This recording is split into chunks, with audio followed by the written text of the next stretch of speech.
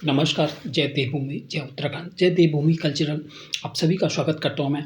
आज मैं यात्रा कर रहा हूँ कर्णवाश्रम क्योंकि पग-पग में देवभूमि का वास है। कर्णवाश्रम की यात्रा कर रहा हूँ, आप सभी को पसंद आएगा। तो उत्तराखंड में स्थित एक प्रसिद्ध धार्मिक स्थान है कर्णवाश्रम, जिसे सम्राट भरत की जन्मस्थली यानी birth place of imperial Bharat भी कहा जाता है।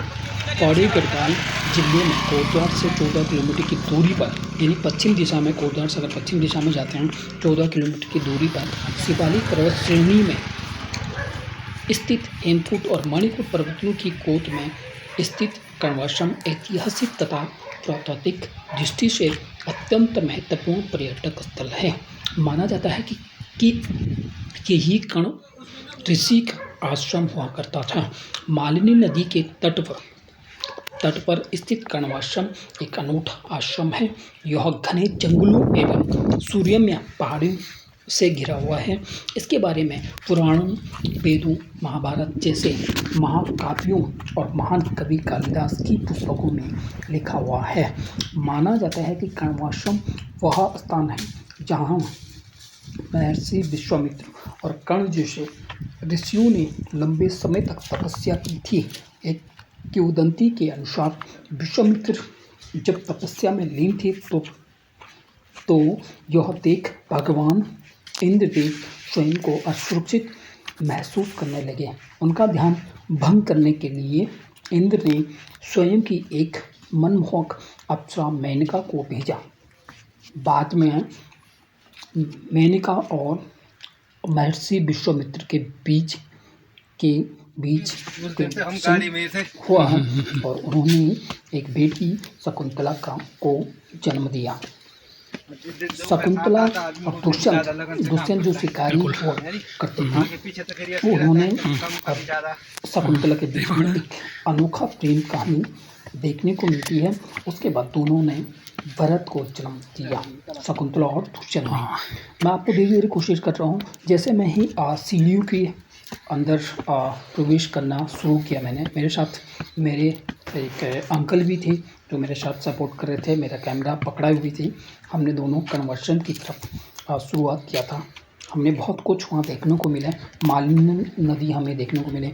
वहाँ का जो सुंदर बगीचा, वो वातावरण था, बहुत सुंदर था, अनोखा था, अजब था, गजब था। यानी बहुत सुंदर, बहुत अच्छी तरह से वहाँ पे सफाई भी मंदिर समिति के द्वारा यानी जो आश्रम समिति के द्वारा जो वहाँ पर और इस प्रकार से सजाया गया था। बहुत सुंदर लगा मुझे, क्योंकि पुताई से लेकर सफाई से लेकर बहुत सुंदर वहाँ का जो वातावरण देखने को मिला। क्योंकि हर साल यहाँ पर बसंत पंचमी के दिन एक बहुत बड़ा मेला लगता है, तो उस दिन बहुत अधिक संख्या में लोग यहाँ पर श्रद्धालु लोग यहाँ पर आते हैं और मुझे बहुत सुंदर लगा। हम धीरे धीरे एक ब्यूटीफुल लोकेशन की ओर बढ़ रहे थे।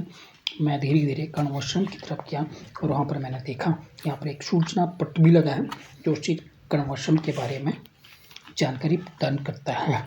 मैं आगे बढ़ा तो मैंने सीधे कर्णवाश्रम जहाँ पर तपस्थली है, जहाँ पर भगवान भरत या सम्राट भरत और महर्षि विश्वामित्र, कर्ण जैसे और दुष्यंत और शकुंतला का जो एक मूर्ति बनाई गई थी, यानी जो उनकी तपभूमि बनाई गई थी, वहाँ पर जाकर मैंने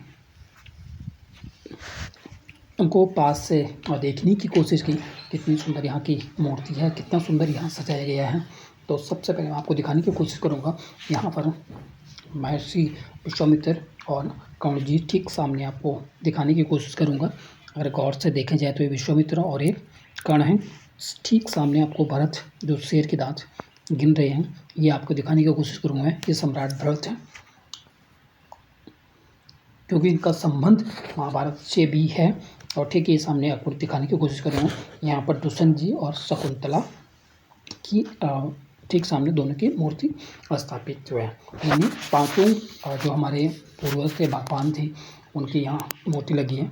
उसके बाद मैं यहाँ पर मैंने चारों और देखने की कोशिश की थी। यहाँ का जो वातावरण था, यहाँ का जो पर्यावरण था, यहाँ का जो मुझे खूबसूरती लगी, वो मैंने आज तक देखी भी कहीं नहीं, क्योंकि देवभूमि में पग-पग में भगवान बसा है, पग-पग में या कण-कण में देवों का वास जिसे कहा जाता है, वो मैंने यहाँ देखने की कोशिश भी की है। बहुत अच्छा लगा। एक बार ज़रूर, अगर आप नहीं आए कभी तो ज़रूर एक बार आइए और इसके दर्शन ज़रूर करिए, क्योंकि ऐसी कहानी मुझे रोचक जो कहानी होती है, रोचक जो मुझे पर्यटक स्थल देखने को मिलते हैं, उनकी कहानी मैं ज़रूर आप तक ले जाने की कोशिश करूँगा। इसलिए मेरा जो यूट्यूब चैनल है देवभूमि कल्चर, इसी से लिए विख्यात है। विख्यात तो नहीं है, इसीलिए मैं अपना यूट्यूब चैनल को वो करता हूँ, सपोर्ट करता हूँ। इसलिए इसके प्रति मुझे बहुत चिंता भी रहती है, इसलिए मैं इसको मैंने उसके बाद कण्वाश्रम जो था, कण्वाश्रम जो स्थित उनके भगवान की मूर्ति थी, भरत विश्वामित्र महर्षि कर्ण हो गया, दुष्यंत हो गया, सब हो गया। मैंने वहाँ पर पूजा अर्चना की, मैंने 2 बत्ती जलाई। 2 बत्ती जलाने के बाद मैंने पूरी उनकी परिक्रमा भी की। और परिक्रमा करने के बाद मैं आपको धीरे-धीरे आगे ले चलता हूँ, जहाँ पर उनका जो आश्रम था, जो कुटिया थी, उसके वो ले जाने की कोशिश करूँगा। फिलहाल मैंने जो परिक्रमा की, वो मैंने प्रसाद ग्रहण किया, बैग में रखा, क्योंकि बंदरों का आतंक भी था वहाँ पे, इसलिए मैंने थोड़ा प्रसाद जो बैग में रखा और मैं परिक्रमा कर रहा हूँ। कण्वाश्रम की बहुत सुंदर सजाया गया था, यानी जितने भी पर्यटक हमारे उत्तराखंड में आते हैं, यानी इस स्थल पर आते हैं, तो उनको बहुत अत्यंत एक अलग सा महसूस होने लगता है कि हम देवों की भूमि में हैं। तो मुझे भी अच्छा लगता है, मैं जहाँ-जहाँ जाता हूँ, जहाँ-जहाँ मुझे मौका मिलता है कि मैं जाने की कोशिश कर रहा हूँ, तो वो मुझे बहुत महसूस करती है। मैं बहुत खुश था, बहुत उत्साहित था, बहुत ज़्यादा गर्व फ़ील महसूस कर रहा था कि मैं देवभूमि में आया हूँ, देवभूमि के कण-कण में देवों के वास में आया हूँ। तो ज़रूर मुझे अनुभूति तो अलग प्राप्ति होगी, लेकिन मुझे गर्व फ़ील भी ज़रूर महसूस होगा, क्योंकि मैं खुद देवभूमि का रहवासी हूँ, देवभूमि का निवासी हूँ, इसलिए मुझे अच्छा लगा। मैं जब धीरे-धीरे कुटिया की ओर गया और आश्रम जो उनका मुख्य कुटीर, जहाँ पर ऋषि मुनियाँ रहा करते थे पहले समय में, वो दिखाने की कोशिश कर रहा हूँ मैं। अब तो थोड़ा नया मॉडल का बन चुका था, लेकिन पुरानी जो कुटिया थी वो ऐसी लगी मुझे जैसे 84 कुटियाँ ऋषिकेश में आपको देखने को मिलती हैं, पहले ऐसी रहा करती होंगी, क्योंकि इस प्रकार मुझे देखने को नहीं मिली, लेकिन मुझे लगा कि इस प्रकार रहा होंगी जैसे 84 कुटियाओं का होता था। उसके बाद मैंने थोड़ा जंगल का नज़ारा दिखाया आपको, यहाँ तो कुछ जंगल का नज़ारा दिखाने की कोशिश की, ताकि मेरे जो जितने भी व्यूअर्स हैं, जितने भी देखने वाले हैं, और उसके बाद में उनको अच्छा लगेगा। और उसके बाद मैं मालिनी नदी का थोड़ा दृश्य देखना है। यहाँ पर एक रिज़ॉर्ट बना हुआ है, बहुत सुंदर है, एक छोटा मार्केट भी है, और जहाँ पर पर्यटकों के लिए सुविधा मिल जाती है। एक मणिकूट पर्वत है और एक अंतिम दर्शन मैंने कण्वाश्रम की आपको करा दी है। अंतिम दर्शन मैंने, ये जो पुल है बहुत सुंदर बना है, बहुत बड़ा पुल है, आप यहाँ पर देख सकते हैं। उसके बाद मैं थोड़ा आगे बढ़ा तो मुझे देखने को मिला एक शिव शक्ति मंदिर, कण्वाश्रम में जो स्थित है शिव शक्ति का मंदिर। यहाँ पर मैंने भगवान का आशीर्वाद लिया, भगवान को प्रणाम किया, मैंने शिव शंकर को प्रणाम किया, और मुझे ठीक नज़र पड़ी एक और मुख्य स्थल पे, जहाँ पर 50 मेगावाट की जल विद्युत परियोजना कण्वाश्रम में जो स्थित है, वहाँ पर मुझे देखने को मिला।